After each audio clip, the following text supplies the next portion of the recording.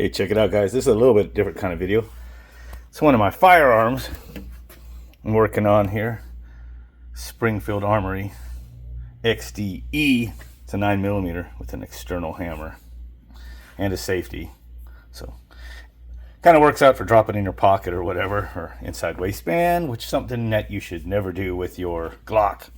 So I'm cleaning it, and it was really dirty. You see all these Q-tips. I just got done digging down in all the slides and where it all contacts and just everywhere in there, because it just actually it's mostly from carrying it more than it is from shooting, and just from tucking it in the pockets and pants and just around for the last year that it just got dirt in there, and some of it from shooting, but mostly from just carrying it. Here's one of those laser pointer things, and they're really cheap if you don't get the one that has the automatic switch on the back. So most of them, if you buy them on Amazon and whatnot like these, as soon as you put the batteries in and put the back on, the laser's on. And I always hate that. So I kind of did some trick here real quick.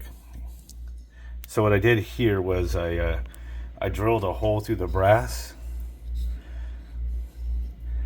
in a little hole all the way through, and then a little bigger hole in here, but not all the way through, to kind of countersink it or whatever. And then I kind of just took up one of those jumper pins from electronics. I kind of just bent it sideways, and when I put it together, or I'll put it together and show you kind of what it does. Oh yeah, and I added that little plastic there, insulator, and then I pushed in this plastic from this little electrical pin, for electronics, into that countersunk area, just to kind of make it insulate where this little pin slides through. So there's electrical little pins. Let's pull one out. It's actually this plastic kind of ground down and shoved in there, used for an insulator. So I kind of got it like that, and it kind of just turns on when you push it.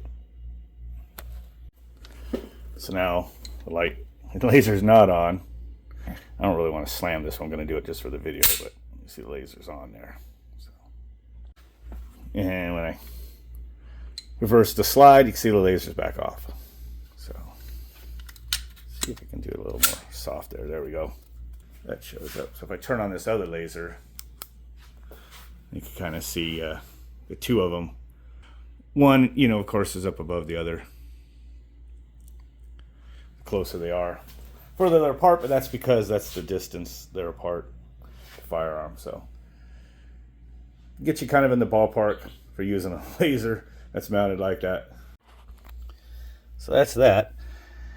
The only downside of the XDe from carrying my Glock Model 19 is that it goes from 15 round standard to 9 rounds in the extended and 8 in the standard on this one. So it's got 9 plus 1 in there right now. Well, it looks like it's actually just 9 total. So it looks like I'm missing one. So I had this whole Sun or whatever cheap optical on there. See, it needs to be cleaned. I had this stupid little adapter on there that you screwed it to, but it kind of lifted up high. So then it was quite a bit, too far above the iron sights for my liking. So, and they couldn't use the co-witness, here, because it was just too high to the front sight. So I took that off. Maybe someday in the future I'll get a smaller one, because that one's almost too wide, and maybe I'll mill the top of this down if I dare to countersink it. But I'm thinking of taking my old Glock 19, which is like a generation 1. It might be a 2, but I think it's a 1. It doesn't have like the rails to mount anything or anything. It's an old Glock, but it still shoots pretty good with the irons that are on it right now.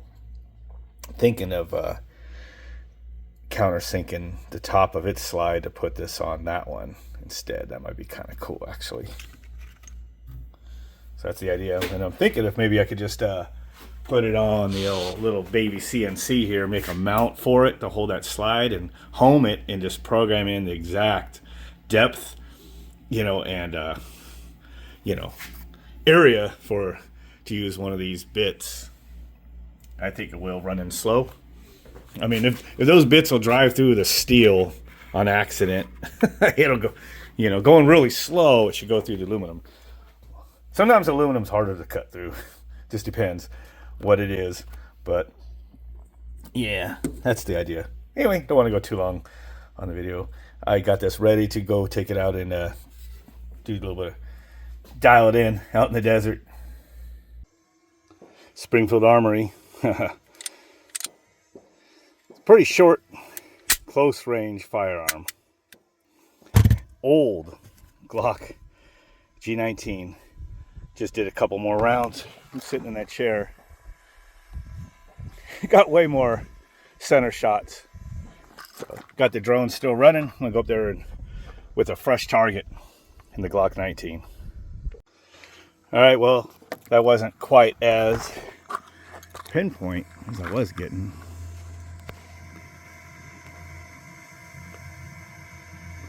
It's all on paper. It's easier to miss with a compact pistol than you might think. So, definitely would be all body shots from that distance. And that's the distance that the personal concealed carry firearm is intended for. You know, I was starting to think, what the hell is going on? Putting like 10 rounds, counting up to 10, and the magazine's full for my Glock. And I'm like, what the hell? Look, it even hangs out the bottom a little bit. So a closer look, this is actually only a 10 round Glock magazine. It's a single stack, and it's longer. And here is my typical 15 round double stack, which does not hang out of the bottom of the gun. Funny, man, I forgot I even had that. Okay, 9 rounds in here, 10 in here. We give the Springfield Armory a shot again. Put the 9 rounds in and I'll go over to the Glock. So just stood there, not in the chair, and just kind of fired them. Dropping the front sight on, pulling the trigger. I don't think I got any bullseyes with the Springfield, sadly. I think in that group, that 10 round mag, I put 2 in the bullseye with the Glock. Just, you know, standing back here. It is what it is. Take a look out in the desert where I like to go shooting.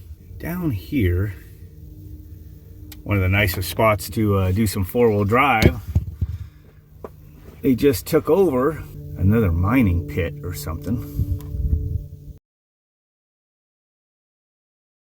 So right there, approaching on the right half, it's one of the nicer hills with all the Jeep trails going up, whatnot, little goat trails. Top right is where they've had the other mine for the last year or two. And we could still use this spot right here, center now, but now, nope. They expanded over here, and they have signs all up and down this main road here. This main road going up and down to the right is Power Line Road. So it's access to everything back here coming off of Miller Road. And signs are all over saying no off-road, no shooting, no nothing. Says, you know, got to stay on the main road, you know. It's an access road. Of course, they can't take it over. But the signs might not even be from the government or BLM or anything. It might just actually be these people's signs. You know, they put them up. So now this also was a nice hill to go up and over. And so was the one over there where they're at now. But they took that one over. And then this one was the Jeep trail. But some people have been doing some shooting there. I wish they didn't, because there's better spots for shooting. But it was an awesome little hill for going up and down with Jeeps and Can-Ams and stuff. But now they took that spot. So because they took that spot, now people are shooting at the next hill. And where am I at? Am I over it? Right there. So now people are shooting right there on that hill. You can see this hill wasn't as good as that one. That one was the nice one for taking Can-Ams, Jeeps, and everything. And now it's just, they're mining it. So I guess it is what it is, but that sucks, man. This is already a drive out west of Phoenix to come out here as it is, and then come back in here. Used to be nobody back here except for people doing off-roading or shooting. And there's lots of trails that go up to the backside of the white tanks there. Anyway, so there are still trails here. I do kind of not like people shooting at some of these ones because some weekends are very popular for riding. Motorcycles, quads, side-by-sides, Jeeps, you know, so some people kind of right at the very edge of the backstop there, where if they miss left, it's going right up all this area. So it ain't nowhere, you know, except for gravity and distance for the rounds to come to a stop. So I am out here, which is a spot I've known about for about 10 years. And it's a pretty awesome spot to do some shooting. It's got a little valley spot. Wait till I get there. My drone is 3,000 feet away, and I could start to hear it coming back. Yeah, you tell the difference of being out here, not in the city with it.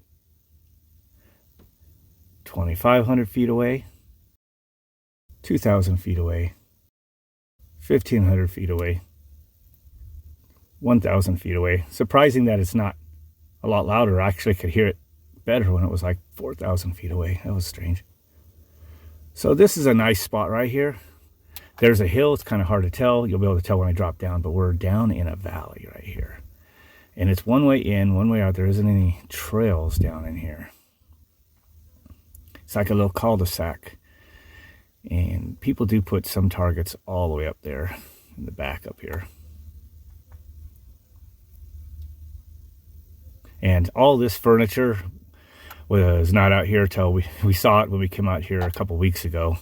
Somebody dumped that, and unfortunately some people do that. And I notice now that some of the other shooting spots are kind of overtaken, that a lot more people are shooting here.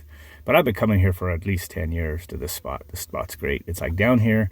It doesn't have any trails going to the left or right for quad riding, Jeep riding, or anything like that. And then it's kind of got a spot, beaten path going up the hill. And then for kind of see for shorter distances, I got my target right there. So that's it. So anyway, kind of having fun out here.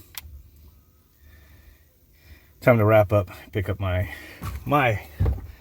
trash and my targets and get out of here. With that, we'll catch you guys later. Don't forget to share, like, and subscribe.